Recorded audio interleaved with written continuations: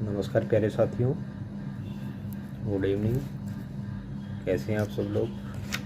स्वागत है आपका फिर से आपके अपने यूट्यूब चैनल श्री राम अध्ययन मंत्रा में। और मित्रों, मैं आपके लिए लेके आया हूँ दमदार क्वेश्चंस, जो कविता मैंने करवा दी है आपको अंधेरे में, आशंका के द्वीप अंधेरे में, जो गजानन माधव मुक्ति बोध की एक लंबी कविता है। तो उसी सिलसिले में क्वेश्चन लेके आया हूँ। 10-15 मिनट में ढेरों क्वेश्चन हो जाएंगे जो परीक्षा की दृष्टि से महत्वपूर्ण रहेंगे। और जल्द ही आपका एग्ज़ाम है 2-3 दिनों में, तो यूँ मान लीजिए ताज़ा ही वीडियो है। तो पहला प्रश्न आपके समक्ष दिखाई दे रहा है 1000 रुपये के लिए। तीनों लाइफ लाइन आपके पास है। बताना है जल्दी फटाफट, बात ही है सीधी, 3 का कौन करना, ठीक है। तो पहला क्वेश्चन है थारकन। पहला क्वेश्चन ठीक है, गजानन माधव मुक्ति बोध का जन्म हुआ था, कब हुआ था आपको बताना है। 1907, 1917, 1921 या 1927। सही क्या होगा? तो इसका सही आंसर हो जाएगा, बताओ फटाफट, देर मत करो, क्या हो सकता है। तो इसका सही आंसर हो जाएगा ये आपके समक्ष है 1917। मुक्ति बोध का जन्म हुआ 1917 में। चलते हैं नेक्स्ट क्वेश्चन, ये आ गया।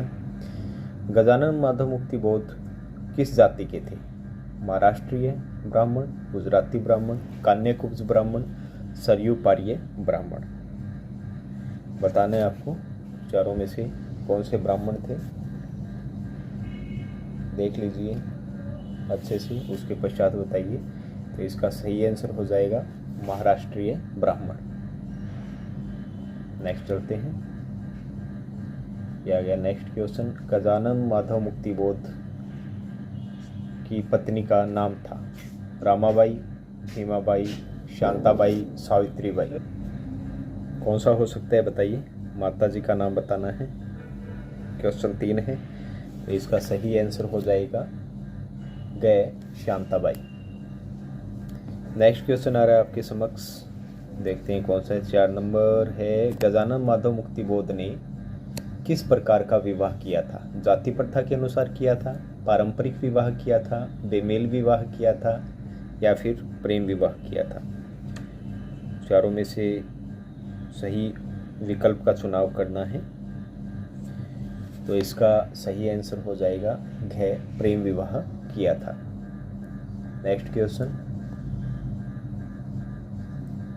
कवि के रूप में गजानन माधव मुक्ति बोध हमारे सामने आते हैं, मतलब जो उन्होंने अपनी रचनाएं, अपना कवि के रूप में जीवन प्रारंभ किया था, वो कब से किया था? विकल्प आपके समक्ष है।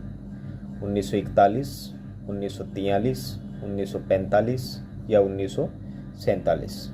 चारों ऑप्शन आपके समक्ष है, बताना है सही।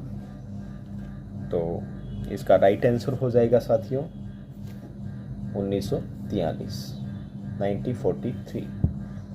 नेक्स्ट क्वेश्चन की ओर चलते हैं। नेक्स्ट क्वेश्चन है ये, गजानन माधव मुक्ति बोध का चांद का मुंह टेढ़ा है नामक काव्य संग्रह प्रकाशित हुआ, ये आपको बताना है कब प्रकाशित हुआ। सन 1954, सन 1958, सन 1962, सन 1964। सही आंसर का चुनाव करना है, क्या हो सकता है। तो इस रचना का, इस काव्य संग्रह का प्रकाशन हुआ था मित्रों 1964। चलते हैं नेक्स्ट पर्सन की ओर, यह आ गया नेक्स्ट पर्सन। गजानन माधव मुक्ति बोध नई पीढ़ी के सबसे अधिक आदर प्राप्त कवि हैं, यह किसने कहा? ये मित्रों इम्पोर्टेंट क्वेश्चन है, बहुत साहित्य की दृष्टि से अच्छा प्रश्न है। अज्ञेय ने, डॉक्टर रामविलास शर्मा ने, सर्वेश्वर दयाल ने, और अंतिम विकल्प है जयशंकर प्रसाद ने। सही विकल्प का चुनाव आपको करना है और सही उत्तर इसका बताना है। तो सही उत्तर इसका हो जाएगा डॉक्टर रामविलास शर्मा ने। नेक्स्ट आगे बैठा 8000 रुपये वास्ते।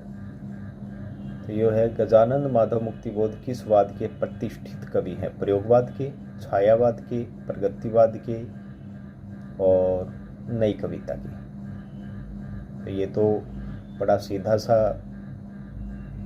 है, तो इसका उत्तर हो जाएगा मित्रों क्या, प्रयोगवाद की। मित्रों आपको बता देना चाहता हूँ कि 1943 में प्रथम सप्तक आया था, यानी कि ताड़ सप्तक, और ताड़ सप्तक के ये कवि हैं गजानन माधव मुक्तिबोध। इसके अलावा 6 कवि और हैं। चलते हैं नेक्स्ट। ये आ गया आपके सामने 9वां। गजानन माधव मुक्तिबोध किस विचारधारा के कवि थे? गांधीवादी। ये महत्वपूर्ण प्रश्न है मित्रों, इस कविता की दृष्टि से भी महत्वपूर्ण। गांधीवादी, मार्क्सवादी, फ्राइडवादी या उदारवादी? सही चुनाव करना है, क्योंकि कविता में गांधीवादी, गांधी जी को भी वो देखते हैं, सुभाष चंद्र बोस को भी वो देखते हैं। तो देखिए क्या हो सकता है। तो इसका सही आंसर हो जाएगा मार्क्सवादी। चलते हैं नेक्स्ट। गजानन माधव मुक्तिबोध की सबसे बड़ी विशेषता है? भाषा की दृष्टि से, शैली की दृष्टि से, भाव या फैंटेंसिया? तो जैसे अगर कविता आपने पढ़ी है तो सीधा सीधा आपको समझ में आ जाएगा और आप सीधे सीधे आंसर राइट कर देंगे। क्या हो सकता है, क्योंकि उनकी सभी कविताओं में ज़्यादातर फैंटेंसियो यानी कि कल्पनाओं का प्रयोग किया गया है। फैंटेंसी यानी कल्पनाओं का प्रयोग उसमें किया गया है साथियों। चलते हैं नेक्स्ट क्वेश्चन की ओर। ये आ गया नेक्स्ट क्वेश्चन, क्वेश्चन नंबर 11। देखते हैं क्या है ये। गजानन माधव मुक्तिबोध ने अपनी कविता में किन शक्तियों पर विश्वास व्यक्त नहीं किया? धनिकों की, शासकों की, पशुओं की, मानवेतर की? तो इसका राइट आंसर आपको देना है। कविता की बात करें तो किन की शक्तियों पर विश्वास व्यक्त नहीं किया है, ये आपको बताना है। क्या हो सकता है? तो ये होगा राइट आंसर मानवेतर की, मतलब मानव से जो भी इतर है यानी कि अन्य है। अब चलते हैं नेक्स्ट क्वेश्चन की ओर। ये आ गया क्वेश्चन 12। अपनी फंटेंसियो के निर्माण हेतु मुक्तिबोध ने अधिकांश सामग्री प्राप्त की है? दलितों से, जंगलों से, पूंजीपतियों से, प्रकृति से? ये आपको बताना है। इसका सही आंसर क्या होगा? 12 नंबर क्वेश्चन है आपके समक्ष। तो इसका सही आंसर का चुनाव करना है। इसका भी घई हो जाएगा प्रकृति से। चलते हैं नेक्स्ट। क्या आ गया 13 नंबर क्वेश्चन। गजानन माधव मुक्तिबोध की कविता का मूल स्वर है, यानी कि जो कविता है अंधेरे में, उस विरोध और विद्रोह है, रोमांस, अध्यात्म, इसमें से कोई नहीं। तो इसका तो सीधा सीधा आंसर दिखाई दे रहा है कि क्या होगा। तो इसका राइट आंसर हो जाएगा क। महत्वपूर्ण प्रश्न है। चलते हैं नेक्स्ट प्रश्न की ओर। यह आ गया आपके समक्ष, प्रश्न संख्या है 14। सृजन काल में अंधेरे में नामक कविता का शीर्षक था? सृजन काल के समय आशा के द्वीप अंधेरे में, आशंका के द्वीप अंधेरे में, नंदा द्वीप अंधेरे में, काली घाटी अंधेरे में? तो इसका सही जवाब जो सीधा सीधा दिखाई दे रहा है, तो इसका राइट आंसर हो जाएगा 14 ख, आशंका के द्वीप अंधेरे में। ये महत्वपूर्ण भी है मित्रों, सृजन काल के समय ये पूछा है। नेक्स्ट क्वेश्चन की ओर चलते हैं। ये आ गया नेक्स्ट क्वेश्चन आपके समक्ष, क्वेश्चन संख्या 15। गजानन माधव मुक्तिबोध ने निम्न में से किस पत्रिका का संपादन किया? धर्मयुग का, हंस का, दिनमान का, नया खून? चारों में से बताना है सही आंसर। तो इसका सही उत्तर हो जाएगा ख, नया खून। चलते हैं नेक्स्ट क्वेश्चन की ओर। यह आ गया 16 नंबर क्वेश्चन। गजानन माधव मुक्तिबोध के काव्य संकलन चांद का मुंह टेढ़ा है में कितनी कविताएं संकलित है? ये महत्वपूर्ण है मित्रों, इम्पोर्टेंट है। तो कितनी हो सकती है बताना है। 17, 21, 25, 28? तो इसका सही आंसर हो जाएगा कि चांद का मुंह टेढ़ा में जो काव्य संग्रह है उसमें कविताओं की संख्या है 28। याद रखना है मित्रों। 28। नेक्स्ट क्वेश्चन, अंधेरे में कविता का अंधेरा किसकी विवेकहीनता का प्रतीक है? मानव की, प्रकृति की, राजनीतिज्ञों की, पूंजीपतियों की? ये बताना है।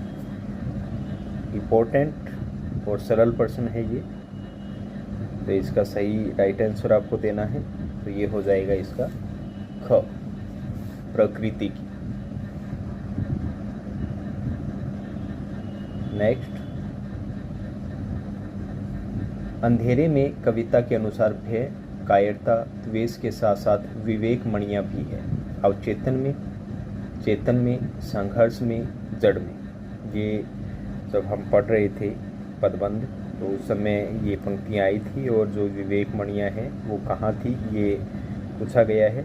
तो इसका सीधा सीधा आंसर हो जाता है कवि के अवचेतन में, कवि के अवचेतन में। नेक्स्ट क्वेश्चन की ओर आ गया। नेक्स्ट क्वेश्चन, अंधेरे में कविता रची गई है रहस्यवाद में, अध्यात्म में, फंटेंसी में, इसमें से कोई नहीं। इसका सही आंसर हो जाएगा साथियों फंटेंसी में, यानी कि कल्पना में। नेक्स्ट क्वेश्चन ये आ गई। नेक्स्ट क्वेश्चन, निम्न में से कौन सी कविता गजानन माधव मुक्तिबोध के सृजनात्मक अंतःकरण का चित्र प्रस्तुत करती है? ब्रह्म राक्षस, अंधेरे में काठ का सपना, सतह से उठता हुआ आदमी। तो इन चारों में से ही बताना है। जबकि बात चल रही है अंधेरे में कविता की, तो राइट आंसर आपका सीधा ही जाएगा। लेकिन इसमें पंक्ति याद रखनी बहुत ज़रूरी है कि जिसमें अंतःकरण का चित्र है वो आपको बताना है।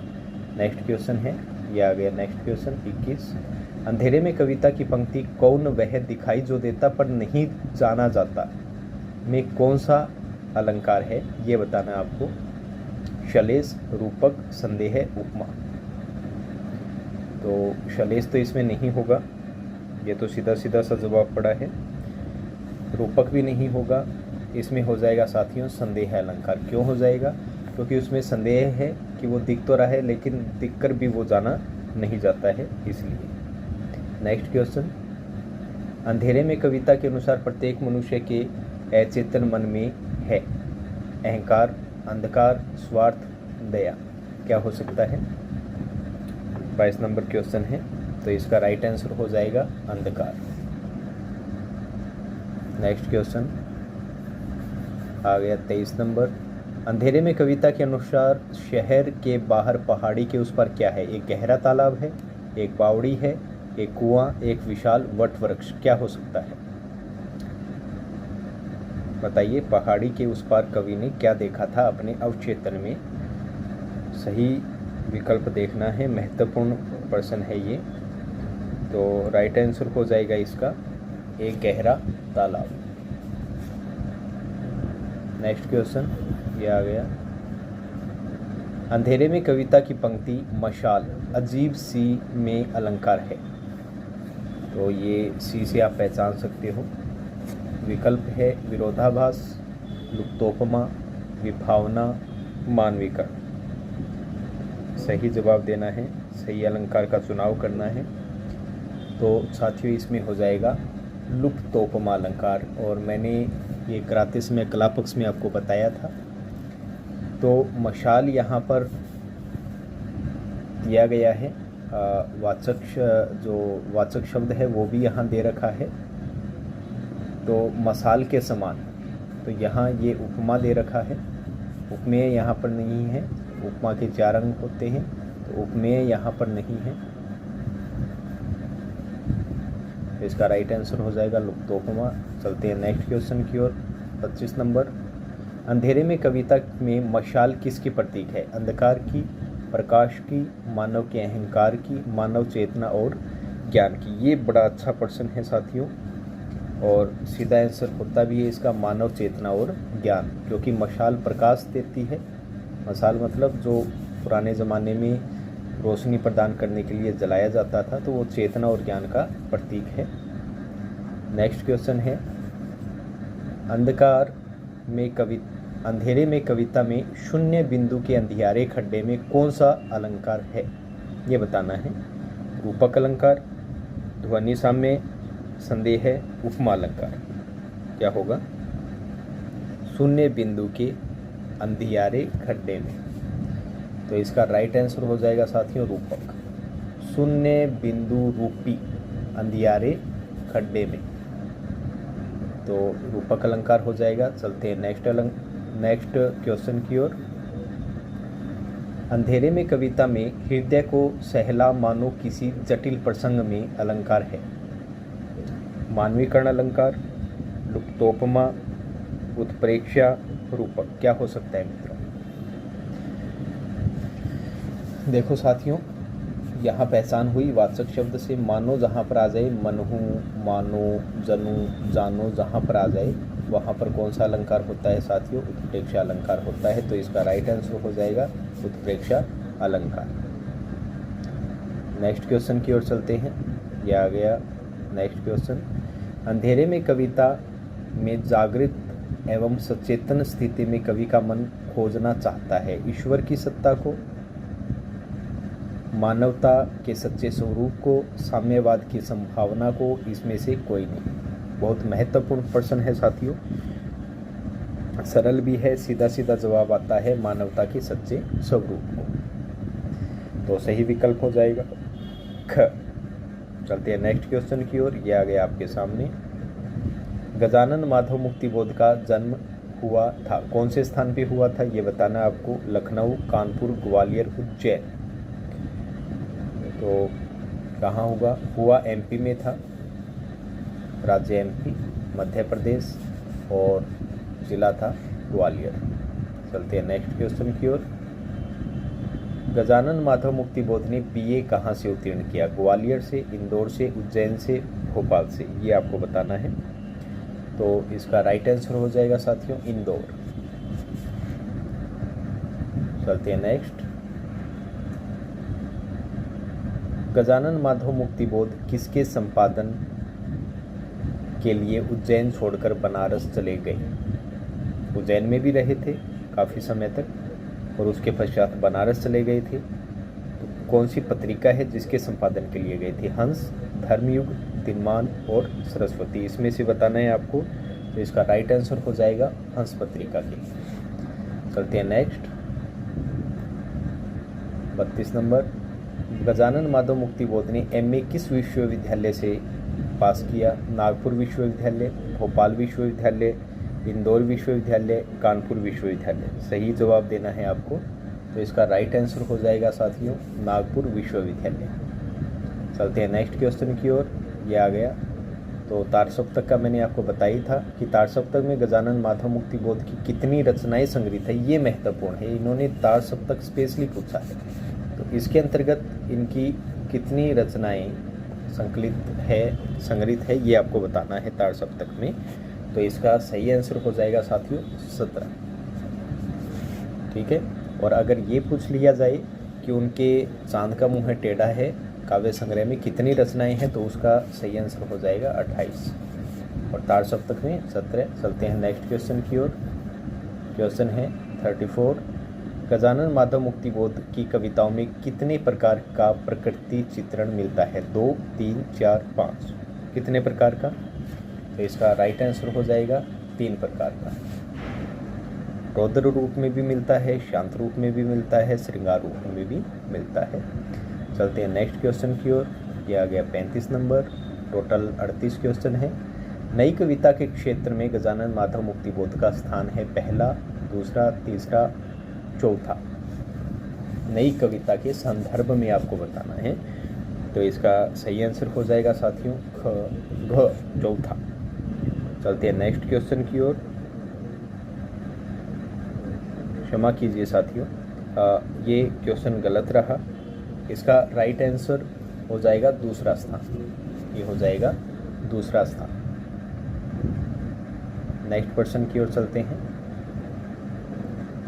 ये हो गया नेक्स्ट। अंधेरे में कविता के अनुसार शहर के बाहर पहाड़ी के उस पर क्या है? झील, तालाब, गहरी झील, गहरा तालाब। इसका सही आंसर ये पहले भी दे चुका हूँ प्रश्न। तो इसका राइट आंसर हो जाएगा गहरा तालाब। चलते हैं नेक्स्ट प्रश्न की ओर। मुक्तिबोध ने अंधेरे में कविता की रचना कहाँ की थी? ग्वालियर में, राजनांदगांव में, झांसी में, कानपुर में। इसका सही आंसर देना है साथियों। इसका सही आंसर हो जाएगा ख, राजनांदगांव में। चलते हैं आज के नेक्स्ट क्वेश्चन और अंतिम क्वेश्चन की ओर। अंधेरे में कविता किस विचारधारा से प्रेरित है? समाजवादी विचारधारा, पूंजीवादी विचारधारा, साम्यवादी विचारधारा, फासिस्ट विचारवाद। तो विचारधारा, इसका सही आंसर आपको देना है। तो इसका सीधा और सिंपल अर्थ दिखाई दे रहा है आपके समक्ष ही है। तो इसका राइट आंसर हो जाएगा साथियों साम्यवादी विचारधारा। तो ये इस प्रकार आपका ये अंधेरे में कविता जो है उसके महत्वपूर्ण क्वेश्चन करवा दिए हैं। तो साथियों बने रहें, सहयोग बनाए रखें। मिलते हैं नेक्स्ट वीडियो में। सभी को परीक्षा के लिए अग्रिम शुभकामनाएं। मिलते हैं नेक्स्ट वीडियो में, तब तक के लिए विदा दीजिए। जय हिंद, जय भारत साथियों।